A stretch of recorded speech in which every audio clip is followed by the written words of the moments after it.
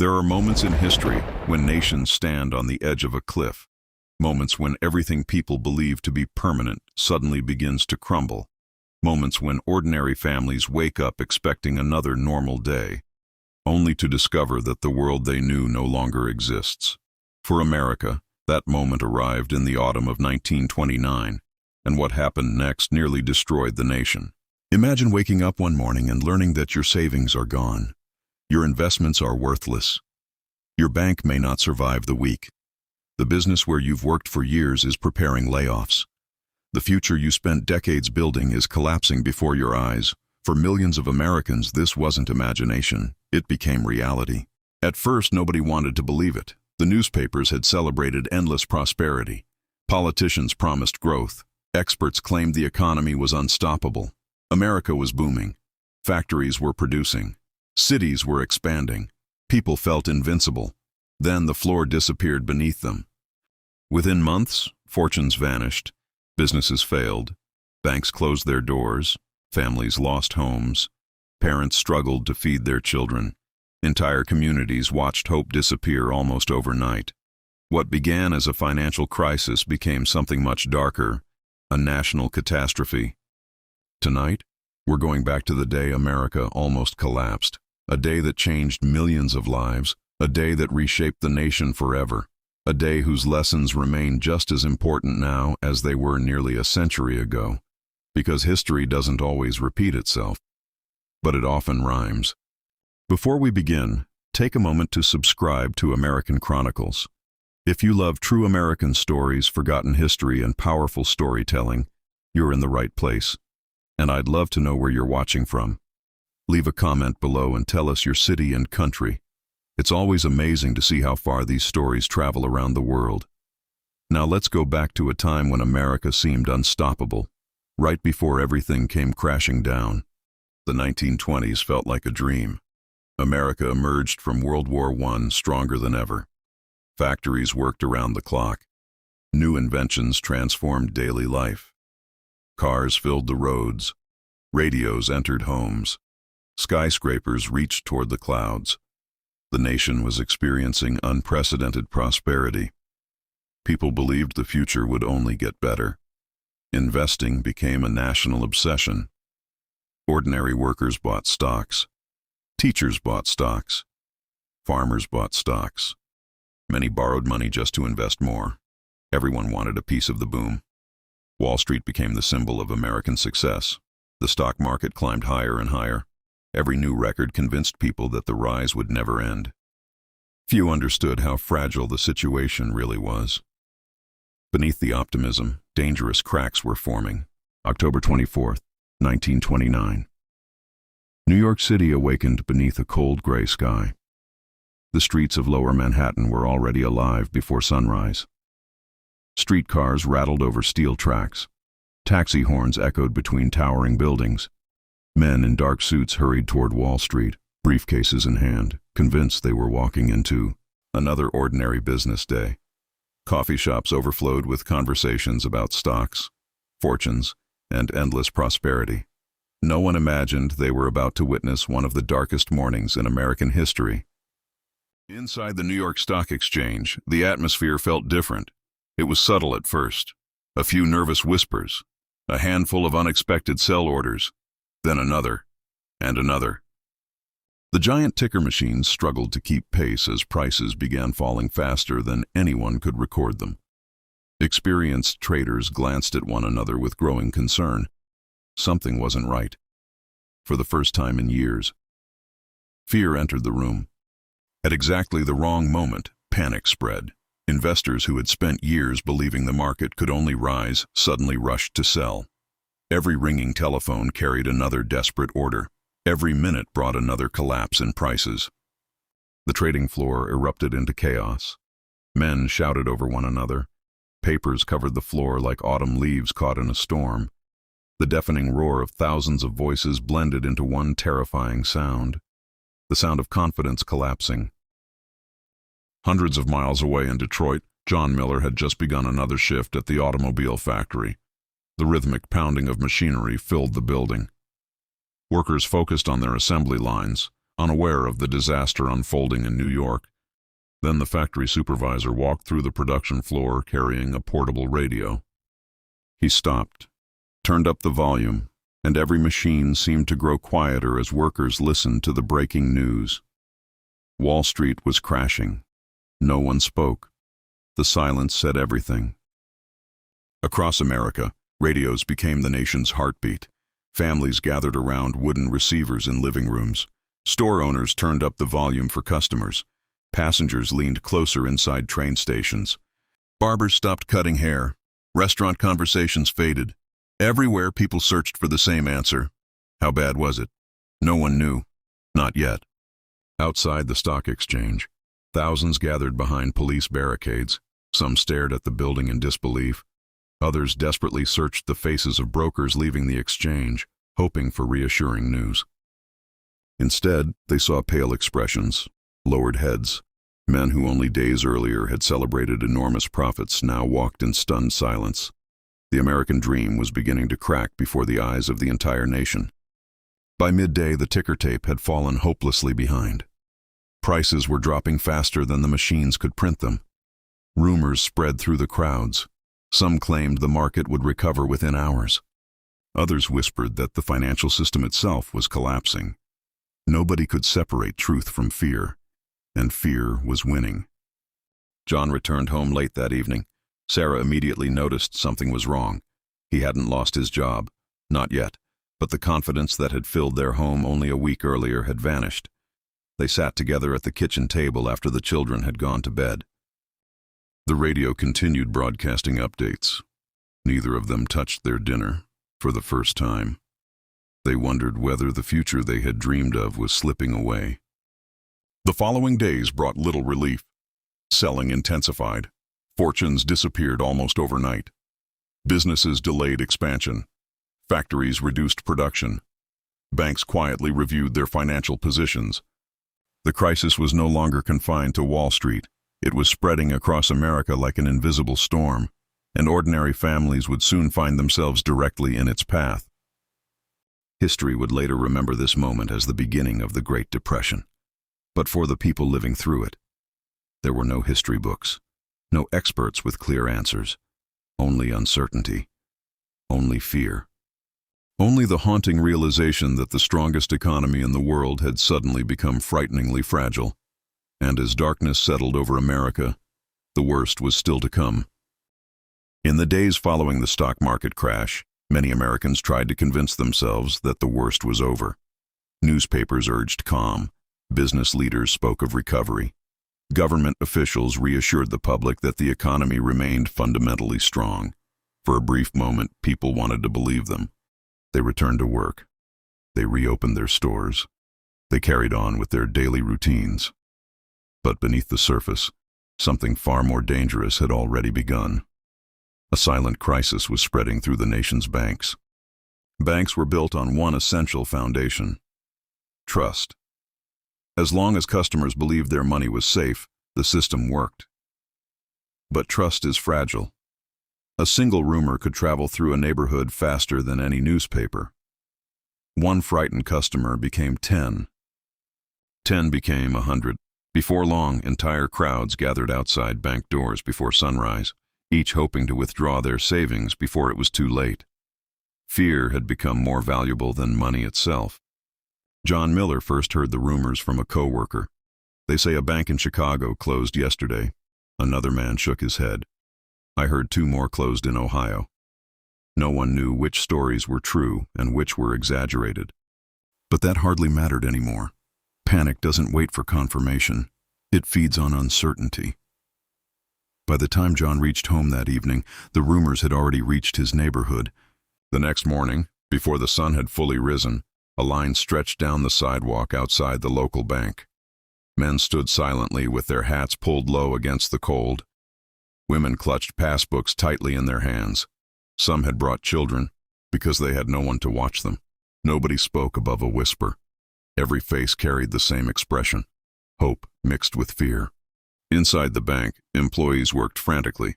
Stacks of cash disappeared from the vault faster than they could be replaced. Managers attempted to reassure customers, "Your money is safe." There's no reason to panic, but every withdrawal only convinced the next person in line that they needed to act immediately. The panic had become self-sustaining. The bank wasn't failing because it had no customers. It was failing because it had lost their confidence. Doors. He noticed something he would never forget. The bank manager wasn't smiling. Only weeks earlier, the man had greeted customers by name. Now, exhaustion filled his face. His tie was loose. His hands trembled slightly as he counted bills. Behind his calm voice, John could see something far more frightening. The manager himself looked afraid. By afternoon, a notice appeared on the front door, temporarily closed. For a few seconds, no one moved. The crowd simply stared at the sign. Then came the questions. What about our savings? When will it reopen? How are we supposed to pay our bills? No one answered. There were no answers, only silence. Across America, similar scenes unfolded day after day. Banks closed in small farming towns. Banks closed in busy industrial cities. Banks closed in neighborhoods where families had trusted them for generations. Some people lost everything they had spent a lifetime saving. Others withdrew their money just in time. The difference often came down to a matter of hours. That evening, John and Sarah sat together at the kitchen table. The children were asleep upstairs. A single lamp cast long shadows across the room. John emptied his pockets. A few dollar bills, some loose change. Nothing more. Neither of them spoke for several minutes. Outside, the wind rattled the windows.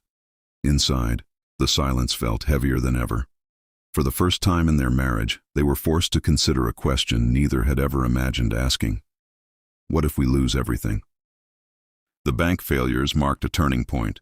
The crisis was no longer confined to investors or businessmen on Wall Street. It had entered ordinary homes. It had reached factory workers, shop owners, teachers, farmers, and families like the Millers. The Great Depression was no longer a financial disaster. It had become a human tragedy. And as winter tightened its grip across the country, America's hardest days were still ahead. As banks disappeared and savings vanished, another crisis emerged. Factories fell silent, businesses shut their doors, and millions of Americans found themselves searching for something that had suddenly become almost impossible to find: a job. The bank failures were only the beginning. For a brief moment, many Americans believed they could survive as long as they kept their jobs. A steady paycheck still meant food on the table. It meant rent could be paid. It meant children could stay in school. But as businesses struggled to survive without credit, another wave of disaster swept across the nation. Factories slowed, orders disappeared, and one by one, America's paychecks began to vanish. In Detroit, the sound of industry had always been a symbol of hope. Steel presses thundered through the day. Assembly lines never seemed to stop. Freight trains carried automobiles across the country. The city breathed through its factories. But by the winter of 1930, something had changed. The noise grew quieter. Machines that once ran around the clock now stood motionless. Entire sections of factories fell silent. For many workers, the silence was more terrifying than any alarm. John Miller noticed it immediately. The supervisors walked through the factory without speaking. Production targets were lowered. Breaks became longer, not because workers were resting, but because there was simply less work to do. Every employee watched the office door. Everyone knew that sooner or later, another list of names would appear. No one wanted to find theirs on it. The announcement came on a bitterly cold Monday morning. Workers gathered near the main entrance before the first whistle. The plant manager stepped onto a small platform, removed his hat, and looked at the crowd. He didn't need many words. The expressions on their faces told him they already understood. Production would be reduced immediately. Hundreds of positions were being eliminated. John held his breath as names were read aloud. When he heard his own, time seemed to stop. He carried a small cardboard box through the factory gates. Inside were only a few personal belongings: a family photograph, a lunch pail, a worn pair of leather gloves, the same gloves he had worn every day for nearly 12 years. As he looked back one final time, smoke still drifted from the factory chimneys. But the place that had once promised security now felt like a stranger. John wasn't just leaving a job. He was leaving behind the life he thought he would always have. The following morning, he joined a line of men stretching around the block outside another factory. Some had traveled for hours. Others had slept on benches nearby, hoping to be first in line. The foreman finally stepped outside. He looked at the crowd, then quietly said, "I'm sorry. We're not hiring." No one argued. No one shouted. The men simply lowered their heads and walked away. It had become a familiar scene across America. Every rejection felt heavier than the last. John walked miles each day searching for work. He knocked on warehouse doors, visited machine shops, construction sites, rail yards, anywhere that might need another pair of hands. The answer never changed. No vacancies. Maybe next month. We've already let men go. Hope slowly gave way to exhaustion. At home, Sarah fought a different battle. She carefully measured every cup of flour. She patched torn clothes instead of buying new ones. She turned leftovers into another meal. The children noticed the changes. The portions grew smaller. The lights were turned off earlier. Simple pleasures quietly disappeared from daily life. Yet Sarah never complained. She smiled for the children. Even on the days she secretly skipped meals so they could eat. Across the country, similar stories unfolded in thousands of homes. Teachers, coal miners, railroad workers, carpenters, mechanics, men and women who had worked honestly for decades suddenly found themselves standing in bread lines. Many felt ashamed, not because they had failed, but because they had always believed hard work alone could protect them. Now they understood a painful truth. Sometimes even the hardest workers become victims of forces beyond their control. As winter settled over America, the nation entered one of the darkest chapters in its history. Factories stood silent. Storefronts emptied. Families counted every penny. Children learned the meaning of sacrifice far too young. The Great Depression was no longer measured by falling stock prices. It was measured by empty dinner tables, cold homes, and dreams placed on hold. Yet even in the deepest darkness, the human spirit refused to surrender. Because somewhere beyond the fear, a new chapter of hope was waiting to be written. By the winter of 1931, America had changed beyond recognition. The excitement of the Roaring Twenties had disappeared. The confidence that once filled Wall Street had been replaced by uncertainty. Across the country, smoke no longer rose from many factory chimneys. Storefront windows stood empty. Neighborhoods that had once echoed with the sounds of children playing now felt strangely quiet. The nation wasn't simply experiencing an economic crisis. It was living through a silent heartbreak. Every morning before the first rays of sunlight touched the frozen streets of Detroit, hundreds of men left their homes carrying the same hope. Maybe today would be different. Maybe today someone would be hiring. John Miller joined them without saying a word. His leather boots crunched against the icy sidewalks as he walked from one factory to another. Each closed gate, each rejection, each apologetic handshake made the journey feel even longer. But staying home was never an option. As long as he kept searching, hope was still alive. At home, Sarah had become the quiet strength that held the family together. She carefully folded every dollar bill before placing it inside a small kitchen tin. She repaired worn-out shoes instead of replacing them. She turned scraps of fabric into warm blankets for the children. Every decision became a calculation. Every meal became a balancing act. And every night, after the children were asleep, she quietly wondered how much longer they could survive. Across America, bread lines became longer with every passing week. Men in worn coats stood shoulder to shoulder in freezing temperatures, waiting patiently for a bowl of soup and a slice of bread. No one asked for luxury. No one expected comfort. They simply wanted enough to make it through another day.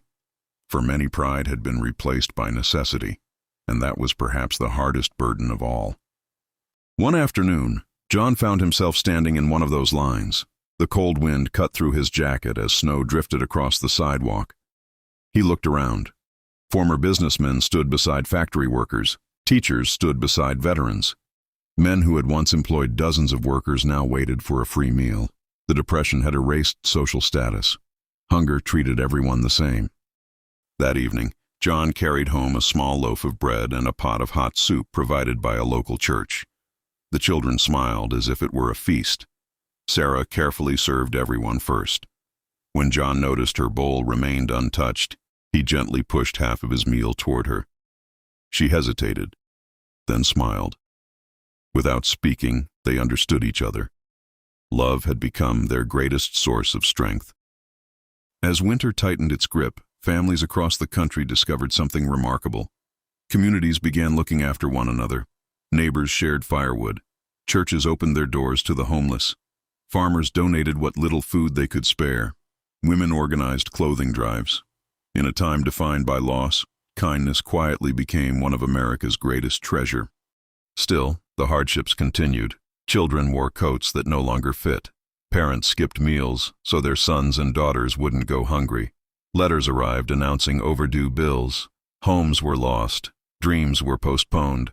Yet every sunrise brought another chance to keep moving forward, and for millions of Americans, that was enough. Looking back years later, many survivors of the Great Depression would remember something surprising. They remembered the hunger. They remembered the cold. But above all, they remembered the people who refused to let them face those struggles alone. The Depression revealed the worst of the economy, but it also revealed the very best of the human spirit. As 1932 approached, America stood at a crossroads. The nation had endured years of suffering. Families had sacrificed more than they ever imagined possible. Yet deep beneath the hardship, a quiet determination remained. The belief that one day the factories would roar again, that children would laugh without fear, that hope, though battered, had not been defeated. Because history has shown time and again, the darkest winters never last forever. They always give way to spring.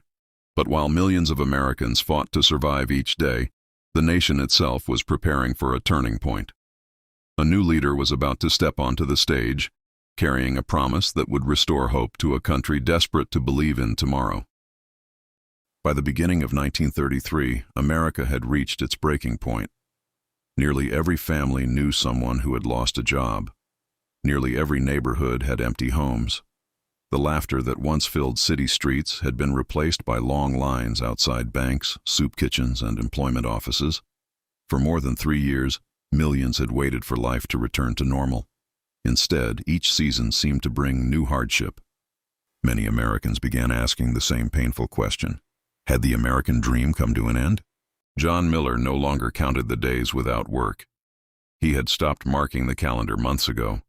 Each morning followed the same routine. Wake before sunrise. Search for work. Return home with little news. Yet despite the disappointment, he refused to let his children see him lose hope. Every evening, he smiled at them. Every evening, he smiled at them. He told stories at the dinner table.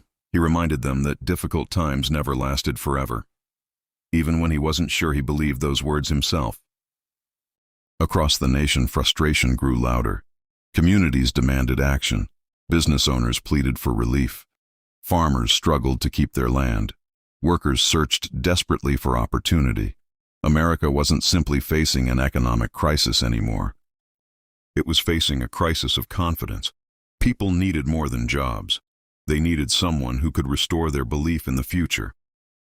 Then came March 4th, 1933. On a cold day in Washington, D.C., thousands gathered to witness the inauguration of a new president. Millions more listened on their radios across the country. For many families, it wasn't just another political ceremony. It felt like the beginning of a final chance. The nation desperately needed hope, and hope arrived with a calm, confident voice. Standing before the American people, President Franklin D. Roosevelt delivered words that would echo through history. The only thing we have to fear is fear itself. Those words spread from city to city, from farms to factories, from crowded apartments to isolated rural towns. For the first time in years, many Americans felt something they hadn't experienced in a long time: optimism.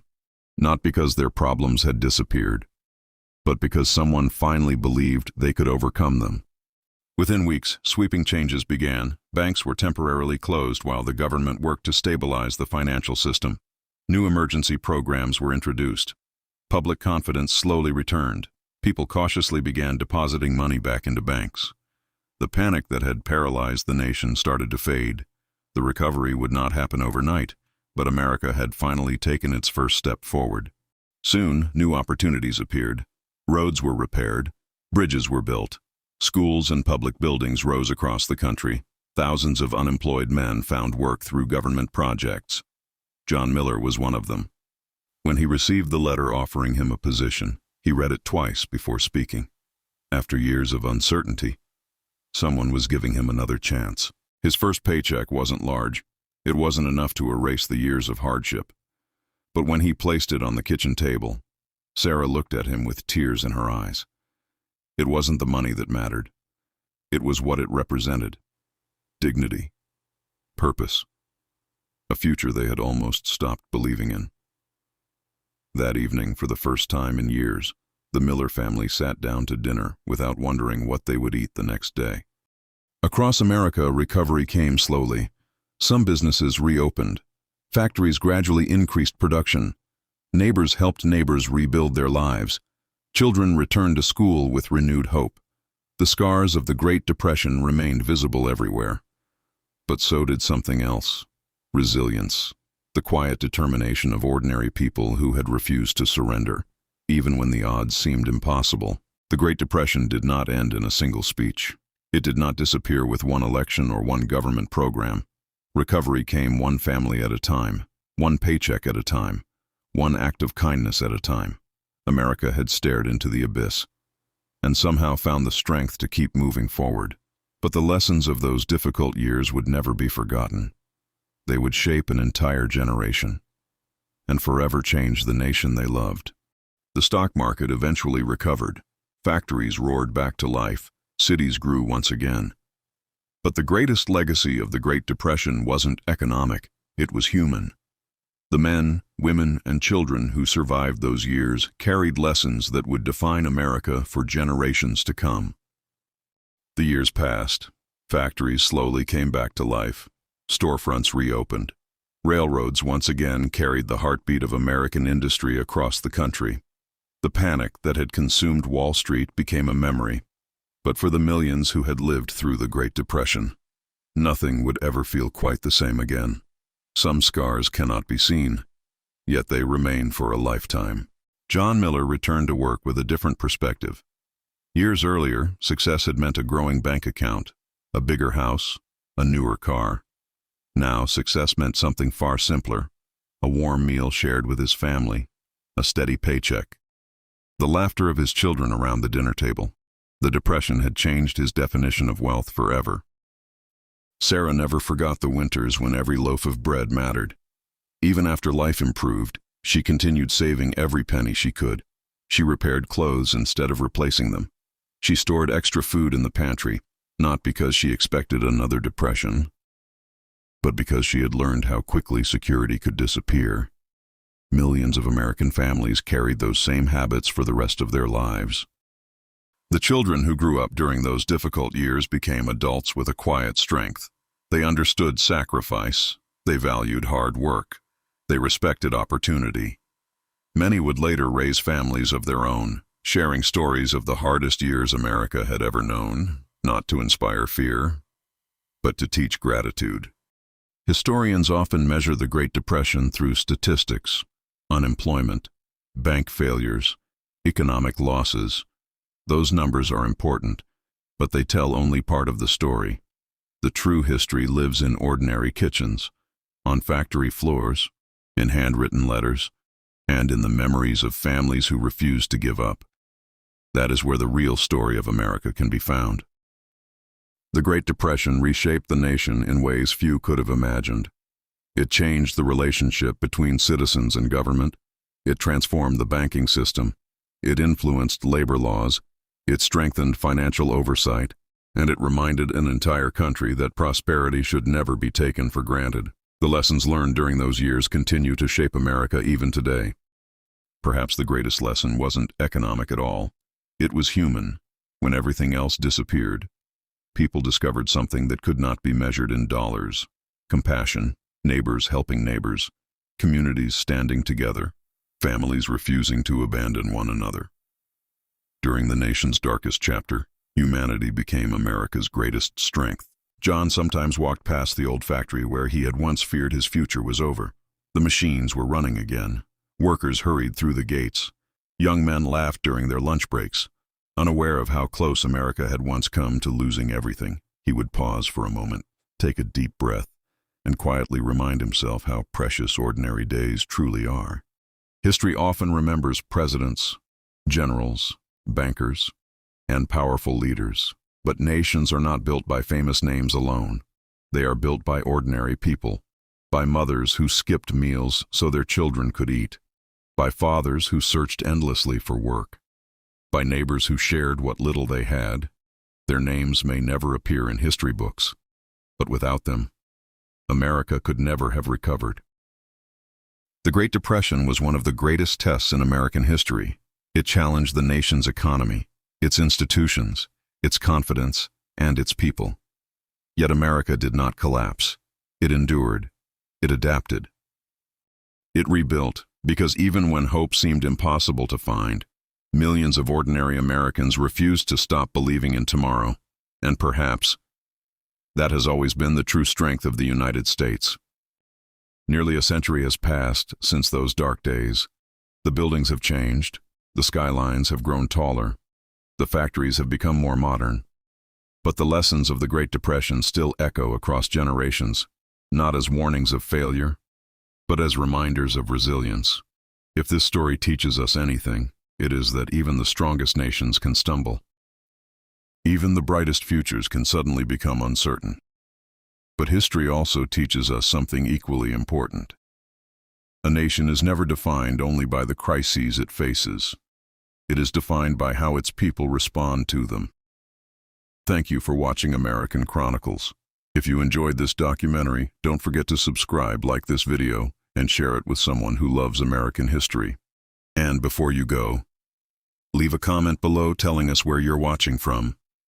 Whether you're in Texas, California, London, Sydney, Toronto, São Paulo, or anywhere else in the world. We're honored that you chose to spend this time with us. Until next time, keep history alive, because every nation has a past, but only those who remember it can truly understand their future. Fade to black. End.